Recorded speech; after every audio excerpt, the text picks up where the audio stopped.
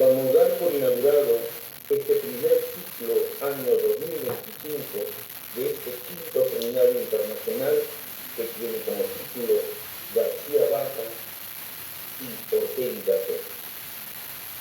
Esta ponencia va a estar a cargo del maestro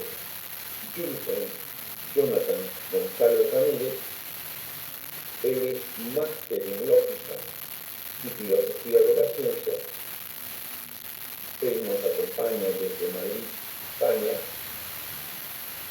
para el directorio del Instituto Peruano de Inteligencia Artificial y Ciudadanía Digital, colaboradores en el Perú y en el extranjero. Siempre es un altísimo honor y un privilegio contar con la participación del maestro Jonathan González Ramírez. ¿Puede dar inicio a su presentación, maestro? Bueno, muchísimas gracias al Instituto Peruano de Inteligencia Artificial y Ciudadanía Digital, bien representado por usted, doctor Daniel Malpartida, que nos acompaña y que nos hace siempre el honor de prestarnos este espacio para conversar un poco acerca de como siempre decimos, de una filosofía olvidada y que se está retomando, que es la filosofía de García Vaca, y que siempre queremos ir relacionando con otros filósofos y con otros estilos de filosofía, como por ejemplo en el caso que nos trae hoy, que es Ortega y Gasset. Y hacemos por supuesto con esto mérito a la filosofía en castellano, que parece que está retomando o está tomando espacio dentro del ámbito filosófico universal, ¿no?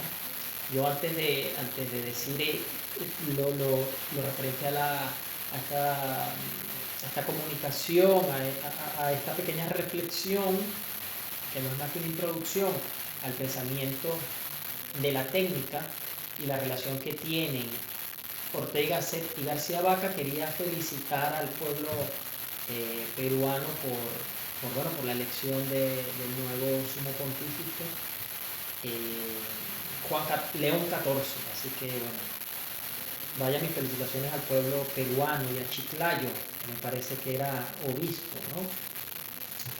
Bueno, siendo así, el tema de hoy es justamente una pequeña reflexión, una relectura acerca de un pequeño trabajo que presenté a la revista Hispanismo Filosófico, que es una revista muy importante dentro de la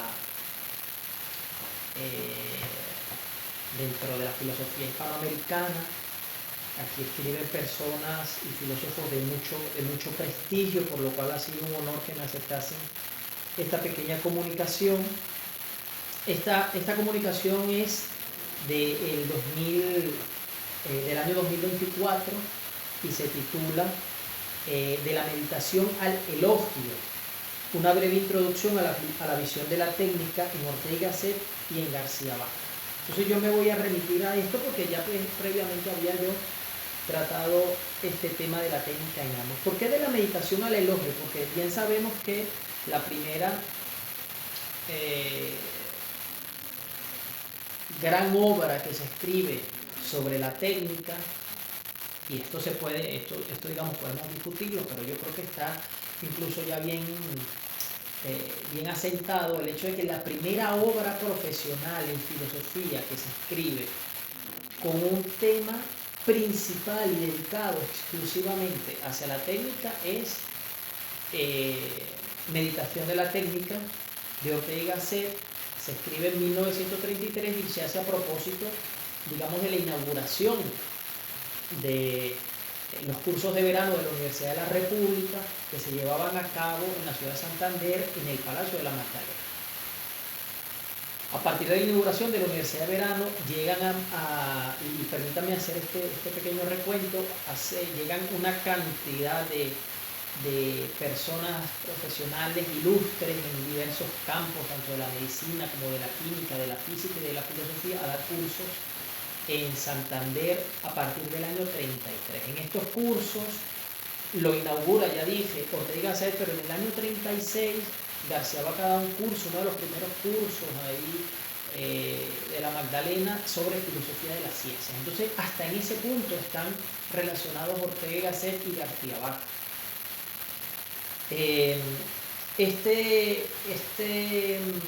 Este curso que da Ortega en el año 33 en la Magdalena luego se publica en un diario argentino y después, bueno, aparece como libro, ¿no? Digamos.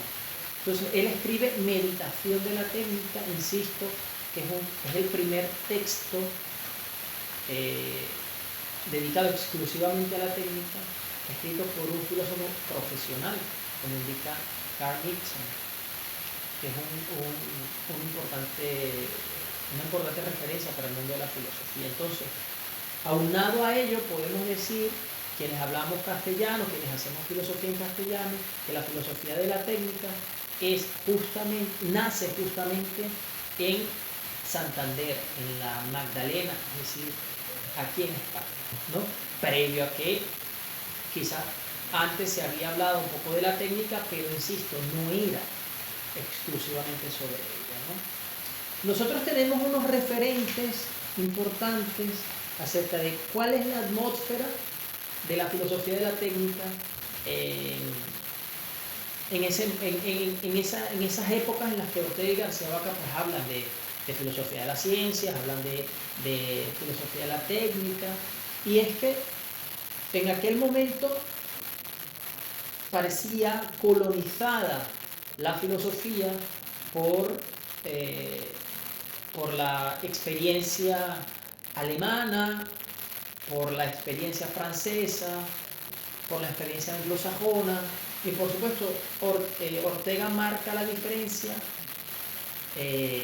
con su libro Meditación de la técnica a partir del año 33. ¿Por qué? Porque previo a él parecen que todas las filosofías que se hacen, o toda reflexión técnica, tecnológica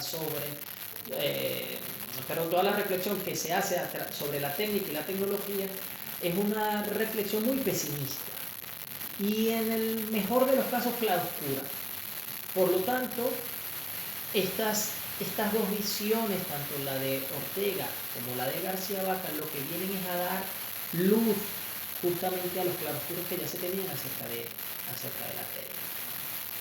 Que además ya augura Ortega en el año 33 que iba a ser un tema principal en la reflexión filosófica a posteriori de ese año, ¿no? Es decir, ya él tenía la idea de que iba a ser un tema bastante importante porque estaba incidiendo en la vida del ser humano común. Ya la tecnología estaba llegando, digamos, al ciudadano de a pie. Por lo tanto, ya predestinaba el hecho de que iba a cambiar la vida del ser humano. Entonces, también es cierto que hay otros filósofos españoles que han escrito sobre la técnica, como por ejemplo Xirau padre, que dio un curso también en la Magdalena acerca de la técnica, José Gaos y Eduardo Nicol, ¿no? Son por lo menos tres grandes personajes españoles que han hablado sobre la técnica. Gaos y Nicol, ya yo no sé si lo he dicho antes, pero sí dejo siempre la impronta de que el doctor Antonio Sánchez Cuervo hace un interesantísimo trabajo sobre estos dos personajes, y una de las cosas que indica es que la técnica es uno de los pocos puntos, por no decir el único, en el cual ellos pueden darse la mano, en la cual pueden coincidir, aunque es una posición contraria a la de Ortega, ¿no? Es decir, bajo una visión tecnofóbica, por decirlo de alguna manera, porque veían la técnica como una manera en la cual se perdía la instrumentalidad para convertirse en una ideología. García Vaca dice en su momento, en una entrevista, que cuando él regresa de Alemania, lee algo de Ortega y Gasset y dice, me despertó del sueño dogmático religioso. Esto lo traigo a colación porque Reorlegui, cuando cita esta entrevista, lo que quiere decir es que hay una influencia, y está muy clara la influencia que tiene Ortega en el pensamiento garciabaquiano. Es por ello que podemos hacer una relación de ambas visiones, ¿no? Es decir, no estamos tomando dos personajes heterogéneos, todo lo contrario. Un personaje que influenció al otro, aunque, por ejemplo, en sus confesiones, García Vaca nunca hace referencia a este tipo de influencia que tuvo Ortega en su pensamiento, cosa que a mí me parece muy rara. Ahora, ya entrando en materia, ¿qué podemos hablar acerca de la visión de la naturaleza en ambos? Porque para poder hablar de la técnica, sí. En eso que usted acaba de afirmar sobre la influencia de Ortega Gasset en el pensamiento, en la obra de García Vaca, lo confirman todos sus estudiosos al día de hoy. Correcto. Todos los estudiosos definitivamente confirman. Y esa última etapa en la vida de García Vaca, en relación a la filosofía de la ciencia y la técnica, más aún todavía. Siga usted, maestro. Gracias, doctor. Gracias por participar. Me gusta cuando podemos dialogar así, cuando podemos participar. Y sí, está bastante clara. Lo que parece increíble es que García Vaca, por ejemplo, en sus confesiones habla de muchas influencias, pero nunca dice lo influenciado que estuvo por García Vaca, pese a que había escrito también algunos elogios a la filosofía orteguiana. Y una cosa que le gustaba mucho era esa metáfora orteguiana del hombre como ameba, ¿no? Ese pensamiento amiboide y esa forma que tiene el hombre de parecerse a la ameba, ¿no? Para adaptarse, para absorber las cosas, ¿no? Entonces, para poder hablar de la técnica, digamos, nos vamos a la negativa, es hablar sobre la naturaleza. ¿Cuál es la visión que tienen estos dos hombres acerca de lo natural, acerca de la naturaleza? Pues bueno, para ambos lo primero que hay que decir es que la naturaleza es un ente hostil para el ser humano.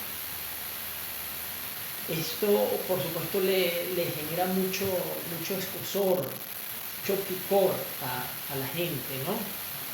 Porque obviamente la naturaleza parece más bien que es nuestra madre, parece que es nuestra amiga, que es algo que nosotros tenemos que cuidar, preservar, conservar, etc. Pero en la visión orteguiana y en la visión garciabaquiana, la naturaleza no es más que un ente hostil. De hecho, Ortega lo dice muy claro y dice que hombre y mundo son dos entes heterogéneos. Por lo tanto, al ser humano es muy difícil mantenerse en el mundo sin resistirse, incluso sin atacar, digamos, imponerse ante imponer su ser dentro del ser natural, ¿no? Encajar al ser humano dentro del mundo es muy difícil porque son dos entes heterogéneos, ¿no? Repito. Entonces, como la naturaleza es hostil al ser humano, el ser humano tiene que tomarse la tarea de reformar esa naturaleza, de hacer una reforma. Por lo tanto, se dedica y se tiene que dedicar a la configuración, al diseño y a la implantación de un paisaje artificial, ¿no? Que sería una naturaleza segunda en términos frankfurtianos, ¿no? Entonces, hay una diferencia terminológica en cómo Ortega hace cuando ustedes lean sus textos, porque esto no es más que una invitación a leer sus textos, no nos podemos quedar solamente con estas breves introducciones, porque estos no son clases de filosofía, son divagaciones, son unas pequeñas reflexiones que yo hago, en las cuales puedo divagar mucho también, pero lo bueno es que ustedes se remitan a los textos directamente de los autores. Entonces, cuando usted lea a Ortega se da en contra que cuando él hace referencia a la naturaleza, cuando hace referencia al paisaje natural, Él se refiere a la circunstancia, o se puede referir con el término mundo. Mientras que García Vaca llama a la naturaleza universo o mundo natural. ¿Por qué? Porque para García Vaca, universo es todo aquello que el hombre no puede controlar. Eso es para García Vaca universo. Y luego construye el mundo cuando roba al universo parte de esa naturaleza, ¿no? O llama mundo natural en otros textos para definitivamente diferenciarlo de lo que sería el mundo artificial, ¿no?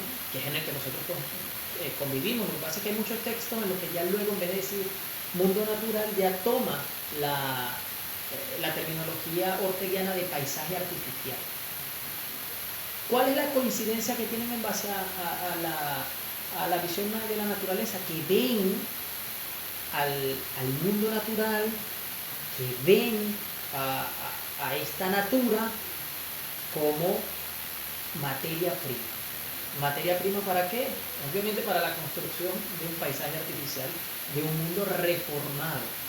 O en García Vaca, en la terminología sería mundo, ya sería la reforma de la naturaleza simplemente. Entonces la naturaleza es para ambos aquello con lo que se encuentra de manera originaria. Todo lo que viene después de la llegada de los primeros hombres y de una naturaleza virgen, ya todo se convierte en un mundo artificial. Y hoy, si nos damos cuenta, ¿sí? En la línea que usted va desarrollando, de alguna u otra forma, usted señalaba que en ambos maestros hay que leer sus libros en original, pero también no dejemos de a un lado aquellas tesis, aquellos artículos científicos, aquellos ensayos de sus estudiosos, ¿no? En ambos. Yo voy a hacer referencia en la línea que se va desarrollando a un artículo científico del año 2017 sobre Juan Daniel García Vaca de Javier Jimena Monfort, en relación a la misma línea que se desarrolla.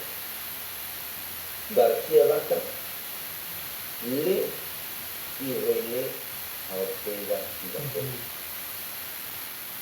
Nietzsche lee y relee a Ortega y Gasset. Y en lo que vamos a esta presentación maravillosa que estoy realizando, maestro, Ya lo y en estos principios de la naturaleza, yo creo que también habría que identificar el manejo de ciertos conceptos, categorías y constructos claros en cada uno de ellos. Porque en Ortega vamos a encontrar, por ejemplo, este constructo como es la sobrenaturaleza y la autoparticipación. Lo que en el mismo artículo científico que me hago referencia del año 2017, por ejemplo, los constructos ahí a identificar, y que ya los he tocado en presentaciones anteriores, transistación y transmisión. Constructos, categorías, conceptos nucleares, claves en cada uno de ellos. Y que al día de hoy, dentro de la filosofía en el mundo hispano, ambos forman parte del patrimonio intelectual español, latinoamericano, particularmente filosofía hecho en idioma español. Tiene usted el uso de la palabra, maestro. Has dicho algo muy importante, Fernán Partida, porque es bueno decirle a quienes nos escuchan que también es verdad que, pese a la importancia de dirigirse directamente a los textos de los autores, si uno no tiene una base filosófica o una formación filosófica como tal, a veces ir directamente al texto parece como que enreda un poco más al lector. Por lo tanto, es bueno ir también a quienes son estudiosos de esos filósofos, quienes hacen alguna introducción al tema, quienes te explican de una manera mucho más afable o menos oscura las ideas de estos pensadores, y así puedes introducirte de una manera mucho más cómoda a la lectura, ¿no? de estos pensadores originales, ¿no? Y por otro lado has hecho mención a algo que es la autofabricación. Ya vamos quizás a tomar ese punto, pero sí que tengamos en cuenta que para Ortega y Gasset el ser humano tiene el deber de autofabricarse. Además es una famosa frase que se ha utilizado mucho ahora en los temas de transhumanismo, ¿no? Y de biomejoramiento humano. Decía entonces que el hombre debe encajar su ser en el mundo, y para encajar su ser en el mundo, ¿qué es lo que tiene que hacer? Reformar la naturaleza, como hemos dicho. Pero es que no todo el pensamiento de estos dos autores es negativo hacia la naturaleza. Para ellos también es importante que la naturaleza oprima, encorsete al ser humano, porque la vida del ser humano se desarrolla en contraposición de hostilidades, de dificultades, pero también de facilidades. Entonces, esta es otra función, digamos, con la que el ser humano se sirve de la propia naturaleza. ¿Por qué? Porque la naturaleza, tanto para Ortega como para García Vaca, son la base para la transformación. ¿Cómo se puede medir la evolución? ¿Cómo se puede medir la transformación? ¿Cómo se puede medir los adelantos del ser humano, del hombre creativo, del hombre innovador, si no tenemos una base y no tenemos un antes? Entonces, para ello sirve la naturaleza también como un tabulador, por decirlo de cierta forma, ¿no? Entonces, el hombre, dice Ortega, fabrica su propia vida y hace su historia como ser técnico. Aquí hay dos frases importantes, la que ya usted había comentado, de la autofabricación del ser humano y de la historia como ser técnico, porque recordemos que otra frase muy sonada de Ortega y Gasset en Meditación de la Técnica es que el hombre no tiene esencia, sino que tiene historia. Entonces, ¿qué quiere decir eso? Que el hombre se va haciendo, se va autofabricando, y en base a esa autofabricación va generando una historia. Es decir, el hombre no está predestinado para nada. El hombre no está predestinado. El hombre puede tomar diferentes vías según su propio programa vital. Entonces, parte de esa autofabricación se va a venir dando en base al programa vital innovador, o en base a un programa vital conservador, o en base a un programa vital donde lo que importe sea lo espiritual. Entonces, por eso es que él nombra estas categorías, digamos, de hombre: el bodhisattva, el gentleman, el hidalgo, ¿no? Es decir, este tipo de programas vitales espirituales, como los que se tienen en la India, el budismo, etc., no generan progreso. ¿Por qué? Porque ellos más bien quieren aislarse de la vida material. Y en base a ello el progreso técnico pues es nulo. Pero cuando él habla del gentleman, entonces ya está hablando de un tipo de programa vital enfocado hacia el progreso tecnológico, ¿no? Hay otra frase importante en filosofía, en Meditación de la Técnica, que no se puede pasar por alto cuando él define qué es la técnica. Entonces dice que la técnica es el esfuerzo para el ahorro del esfuerzo.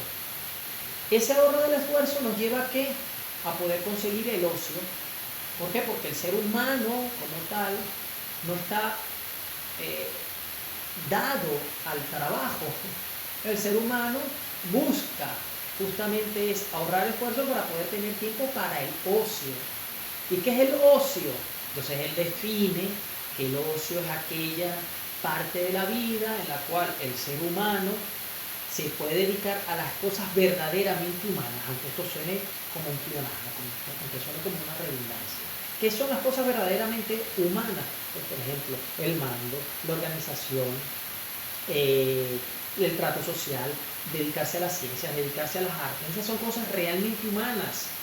El trabajo no es humano. De hecho, la etimología de la palabra trabajo viene de tripaliare, que era un instrumento de tortura.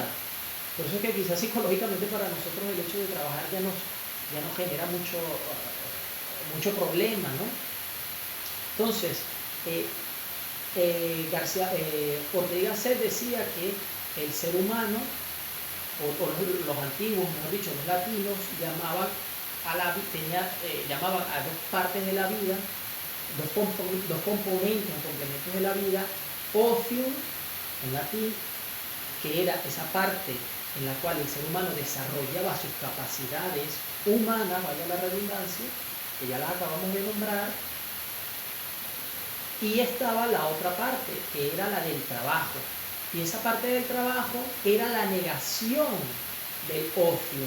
Por eso se llamaba nec ocium, que es lo que hoy se conoce como el negocio. Por eso es que decía un profesor de epistemología, mi querido profesor Wilfredo Lanza, decía, es que cuando un pintor, usted le dice que le va a pagar para que le haga un trabajo de pintura, una pintura, quizás la musa no baja, porque el arte es el ocio, y cuando usted lo convierte en un negocio, ya no hay arte como tal, es decir, ya no baja la musa.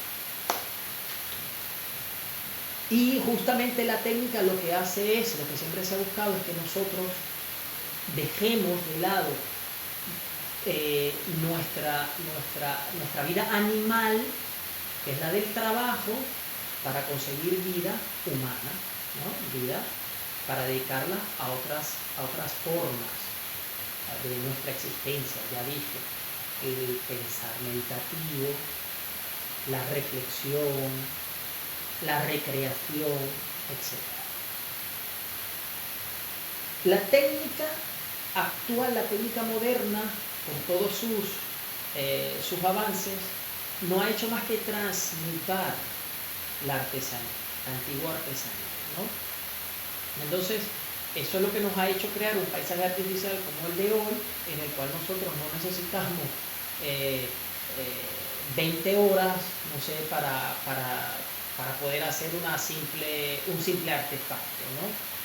Entonces, al nosotros podernos dedicar menos tiempo a la fabricación o a la creación de un artefacto, nosotros podemos dedicar a otras partes de la vida que nos van a que hacen que nuestro progreso como seres humanos haya aumentado tanto, es decir, nuestras capacidades intelectuales, ¿no?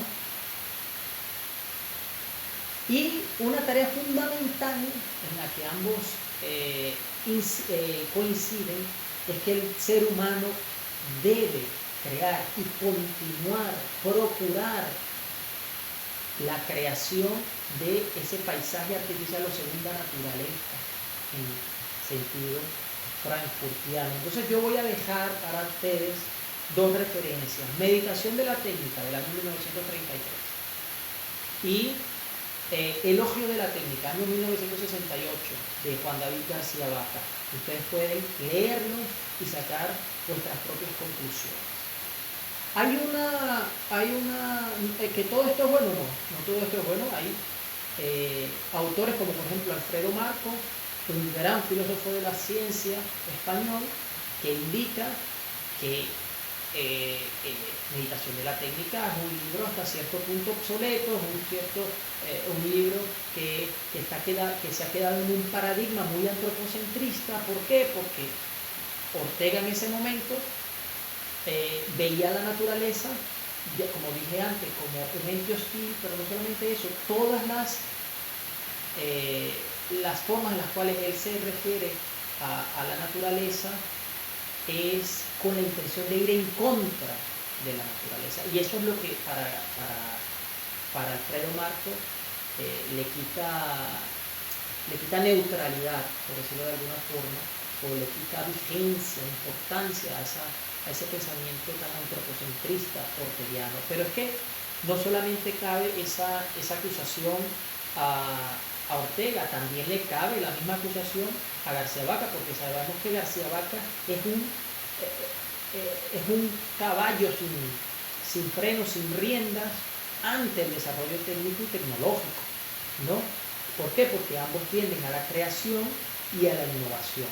Y ven, creo que esto ya lo he explicado antes, en el caso de García Vaca, tiene una fe tan infinita en la técnica que piensa que los propios problemas de la técnica pueden ser solventados con la misma técnica o a través de mayor desarrollo tecnológico. Por lo tanto, pues, digamos, el hombre queda un poco a merced del desarrollo técnico. ¿Qué pasa? Que García Vaca a esta acusación puede anteponer el hecho, se puede contraponer el hecho de que el ser humano tiene una naturaleza demoníaca, que es la tendencia a la transfinitud. Por lo tanto, la técnica siempre, los avances técnicos tecnológicos siempre van a estar a la par y bajo el control del ser humano. Pero bueno, ya estas conclusiones las pueden sacar nuestros oyentes, nuestros espectadores, quienes nos están acompañando y quienes me acompañan y tienen el honor de escuchar. Maestro, algo muy importante que no debemos dejar de pasar en esta presentación maravillosa de usted es que antes, Juan David García Vaca y antes de José Ortega Gasset, algo había dado España para el mundo, que es su literatura y su poesía, con la generación de Unamuno y esos grandes monstruos que van a acompañarle a esa generación, que quede bien claro la literatura y la poesía. Sobre el tema, sobre el tópico, ¿qué dice García Vaca? En su opinión, el pueblo español no ha sabido nunca hacer filosofía al más puro estilo alemán, es decir, sistemático. De ahí que tanto Ortega Gasset y tanto Juan David García Vaca hacen un sistema filosófico amplio. Y más allá de las perspectivas, de los enfoques, de los desarrollos que han tenido ambos una preocupación por la filosofía de la técnica.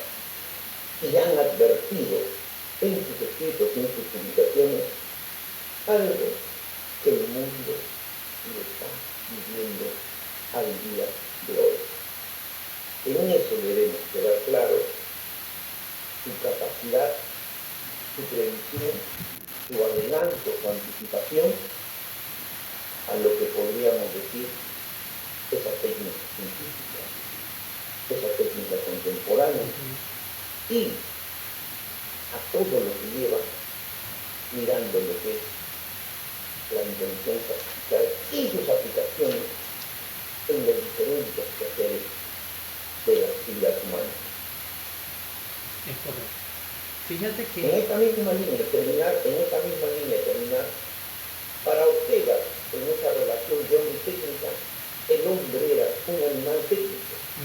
Y para Juan David García Vaca, el hombre era un animal tecnificante. Cedo la palabra a este maestro. Pues gracias, doctor. Sabes que aprecio mucho tus comentarios y eso nos enriquece esta conversación, porque es una conversación de dos amigos, no hay ninguna pretensión de un experto, primeramente porque no lo soy, hablando sobre un tema.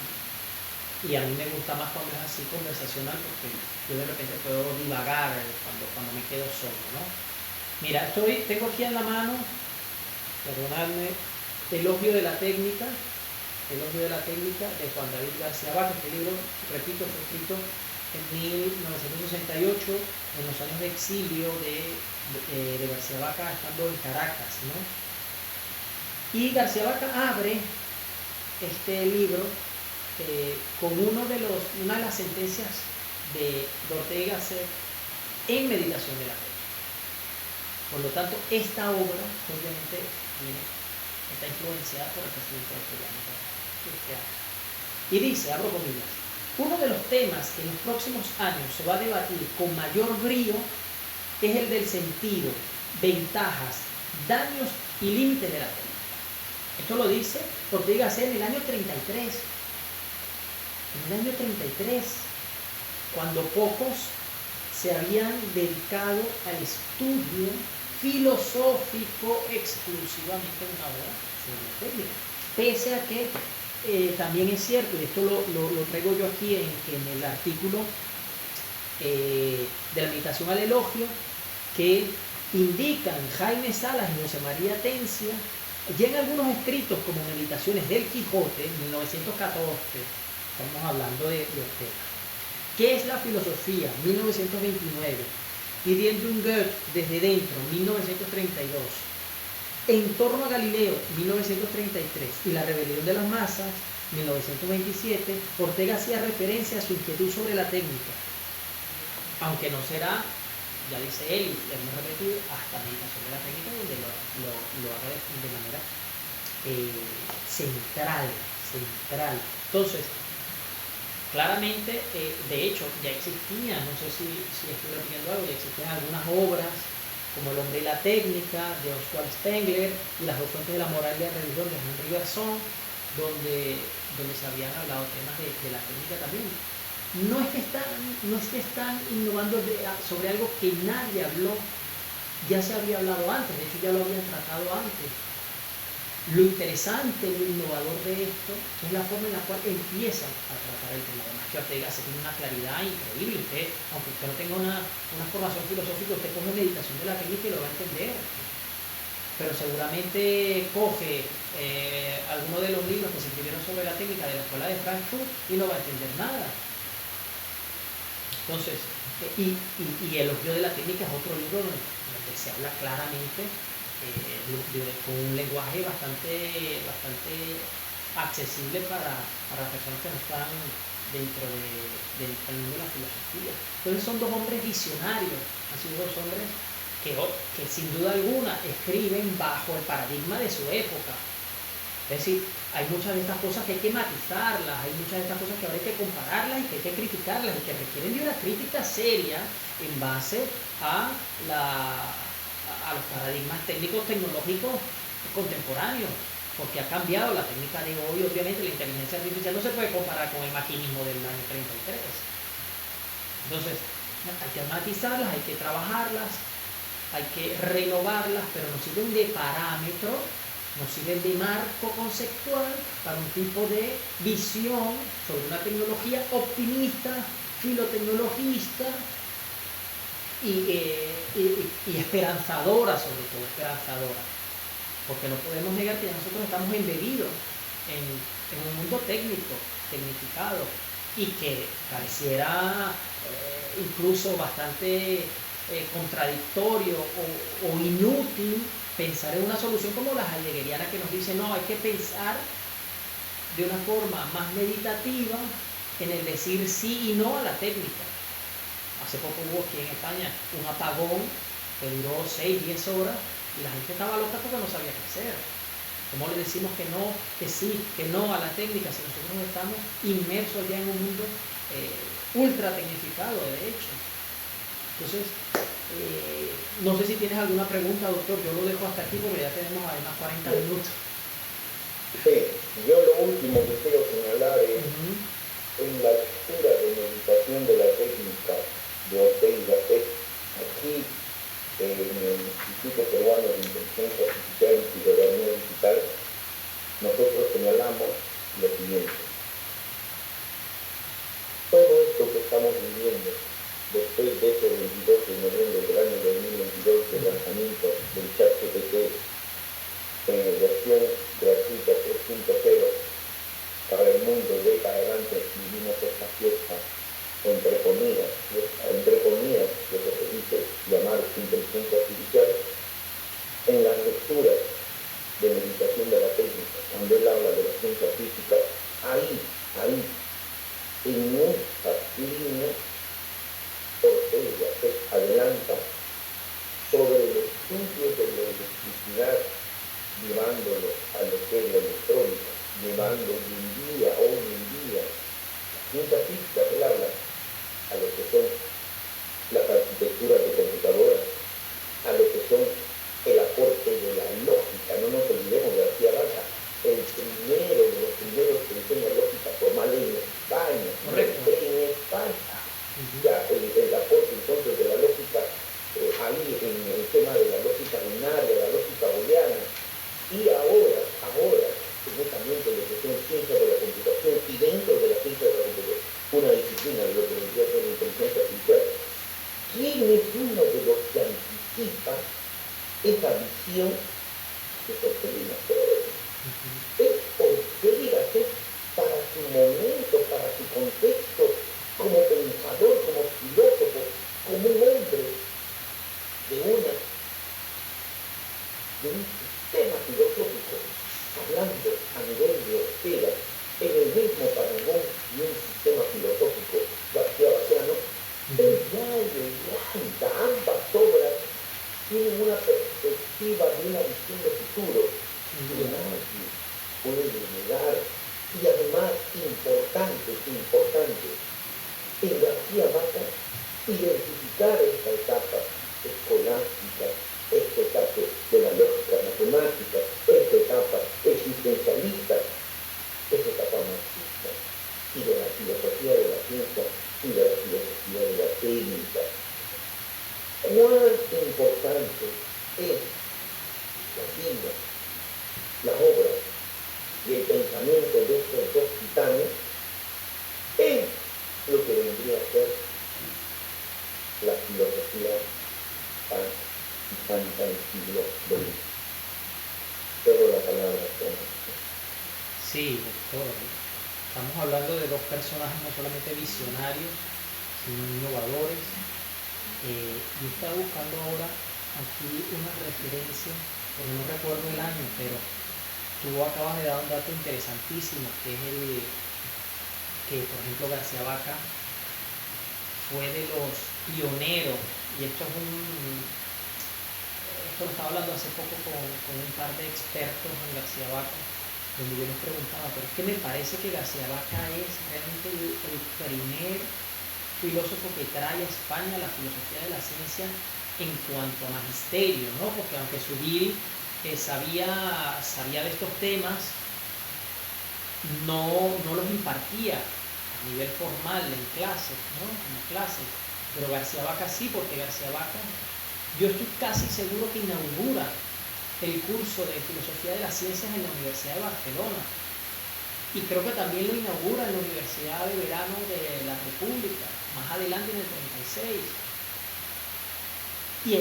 Y García Vaca, es que creo que fue en el año 33, perdónenme si no es así, pero está por esos años cuando escribe el primer artículo sobre lógica simbólica que aparece en la enciclopedia Espasa.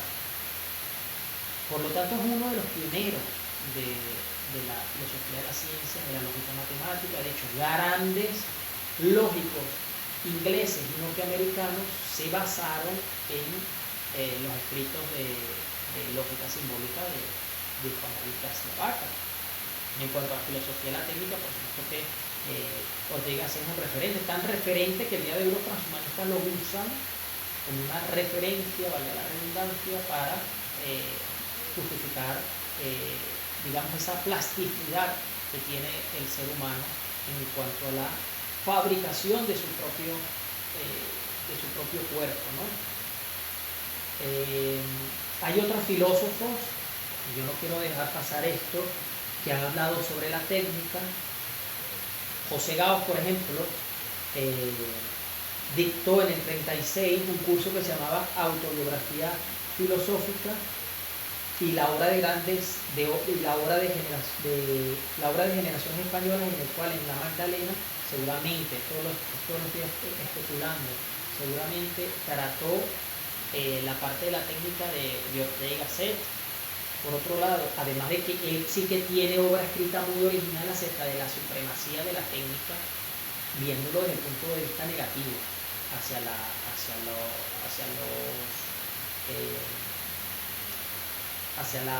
desarrollo humano, ¿no?